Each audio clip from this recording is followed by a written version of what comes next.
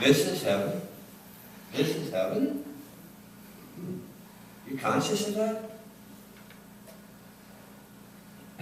Listen to the psalmist. This is Psalm 139. It's a very, very important psalm. He says, Yahweh, you examine me and know me. You know if I am standing or sitting. You read my thoughts from far away. Whether I walk or lie down, you are watching. You know every detail of my conduct. The word is not even on my tongue, Yahweh, before you know all about it. Close behind and close in front, you fence me round, shielding me with your hand. Such knowledge is beyond my understanding, a height to which my mind cannot attain.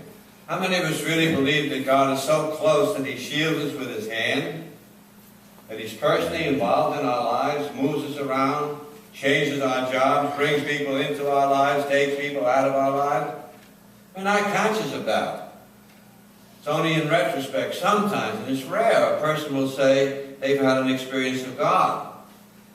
Have you ever talked to a person in an automobile accident? Perhaps one person is killed and the other one isn't. And the person that isn't killed will ask the question, I wonder why God spared me. Ever hear someone say that? Well, did he or didn't he? And I don't know the answer to that question. We're dealing with tremendous mystery here, why one person lives and the other person dies. The person that died in the automobile was probably the one on the side of the car that received the impact. And I don't think God decides who's going to sit on what side of the car. I don't think he put 3,000 people together in the World Trade Center so they're all going to die at the same time. I mean, what are we doing to God? So you've got to be reflective. You go back over your life and really reflect on it. You've got to see where God intervened. God made changes, moved us around, did things. It happens regularly, but we're not conscious of it. I mentioned I entered the Passionist in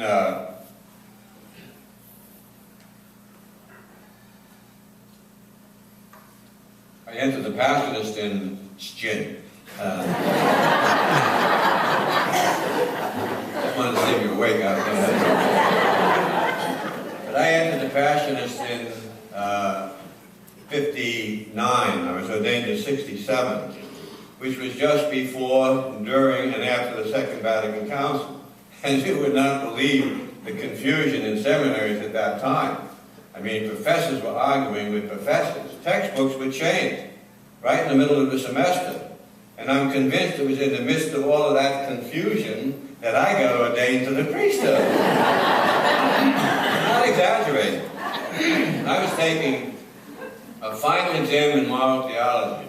It was a 15-minute oral exam. I had 3 priests examining me. They had 15 minutes to find out, and I thought I was not going to make it. I was really terrified. Well, anyway, one of them asked me a question. I gave him an answer. The 3 of them got into an argument with each other over my answer.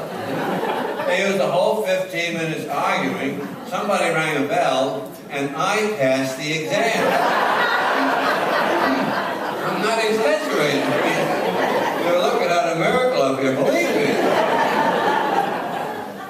I mean, listen to the psalmist again. This is Psalm 139.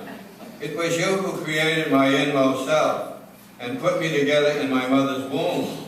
For all these mysteries I thank you, for the wonder of myself, for the wonder of your works. You know me through and through, from having watched my bones take shape. When I was being formed in secret, knitted together in the limbo of the womb, I knew you. Wow. You have scrutinized my every action. All were recorded in your book, my days listed and determined, even before the first of them occurred. God, how hard it is to grasp your thoughts, how impossible to count them.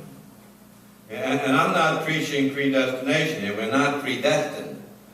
We have an intellect and a will. We have the power to make choices. And we can choose evil. We can choose sin, and we do. But I don't believe God causes anybody to choose sin. What I do believe, and so this is sort of a philosophical conclusion, but I do believe that God has already seen all of the choices I will ever make in the course of my life. He doesn't cause me to make them, but He knows exactly what I'm going to do. He's not sitting up there wondering when I'm going to die. As far as I'm concerned, He's already seen me die. And if you have faith, I mean the size of a mustard seed, you'll believe that God has already seen you and me in heaven. Isn't that good news? And I'm not presuming anything. We already have eternal life. He's with us wherever we go. We never walk alone. And that's the thing that's really important. So God is with me. If I'm unemployed, He's unemployed with me. If I'm sick in the hospital undergoing surgery, He's right there with me undergoing surgery. I could be in a psychiatrist's office in the throes of depression.